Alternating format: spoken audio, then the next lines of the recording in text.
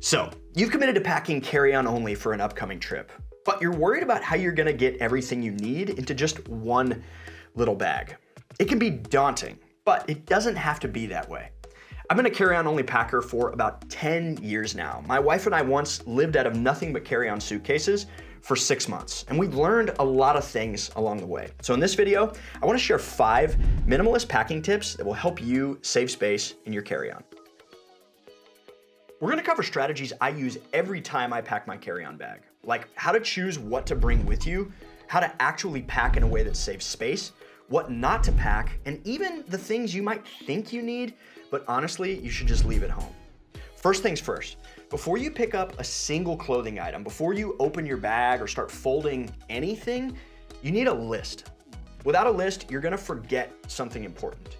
Just make a list of everything that you need for your trip.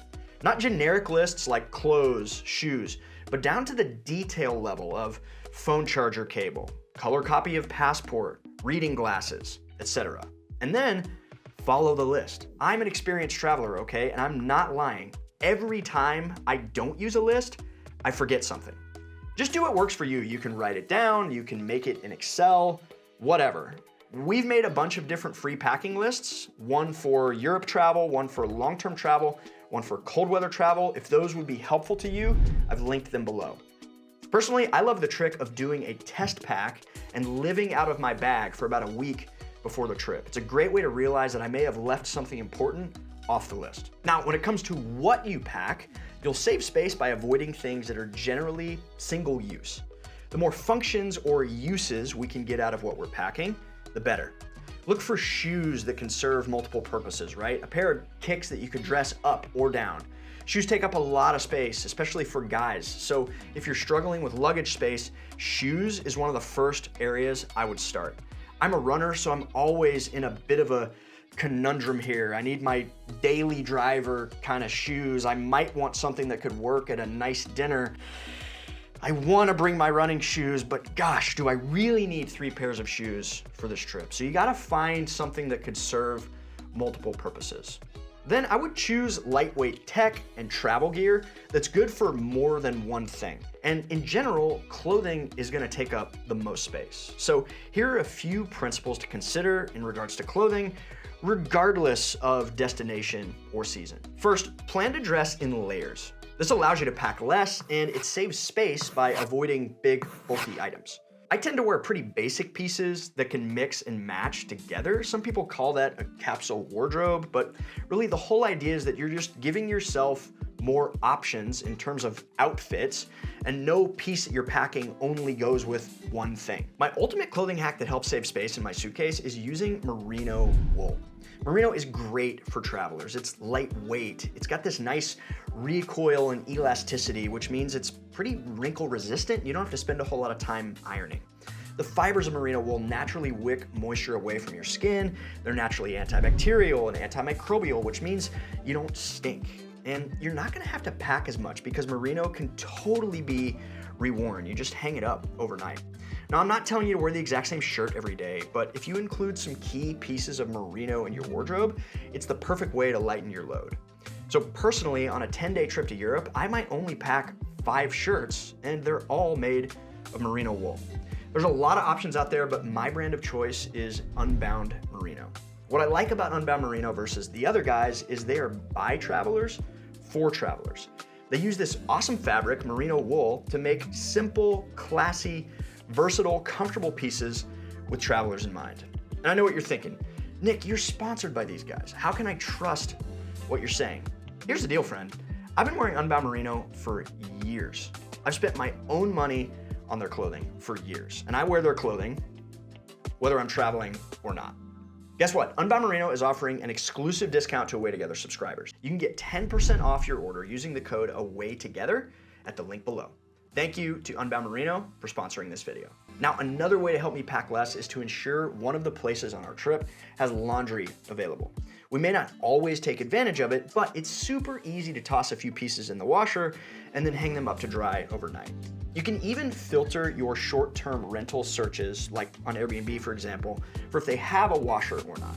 I wouldn't recommend clicking the dryer filter option because that's not super common outside of the USA, but washers are, and you can hang dry, no problem. Hey, real quick, if you're getting value out of this video, I would love it if you'd hit that like button so that YouTube will know to suggest it to other travelers like you. Thank you. So let's talk about packing the bag. Kitting, or compartmentalizing what goes in your bag, is a great way to help you stay organized. When everything has a home, it's easier to pack, harder to forget things, and it's quicker to access what you need. I have 3 things I kit, if you will: my clothing, toiletries, and tech. I use packing cubes for most of the clothing I pack because they make it easy to organize what I bring and group like items together.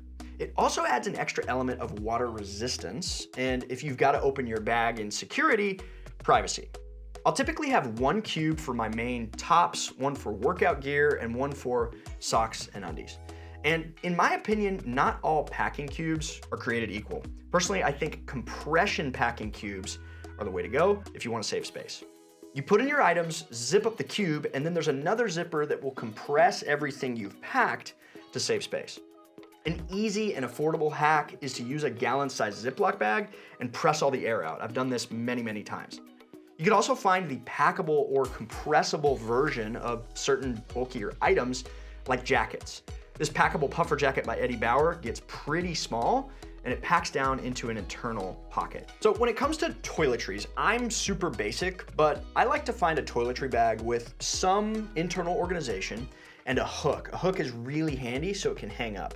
If you bring liquids, be prepared at TSA. You'll need all the liquids you bring to be under 3.4 ounces and grouped together in a clear 1-quart bag.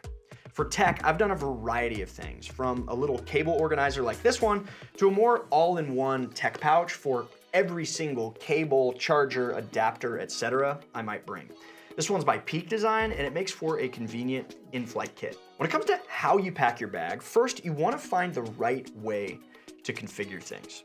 Some people roll their clothing, some people fold it. Personally, I do both. I roll my tops and undies and stuff like that, but I fold my pants and shorts.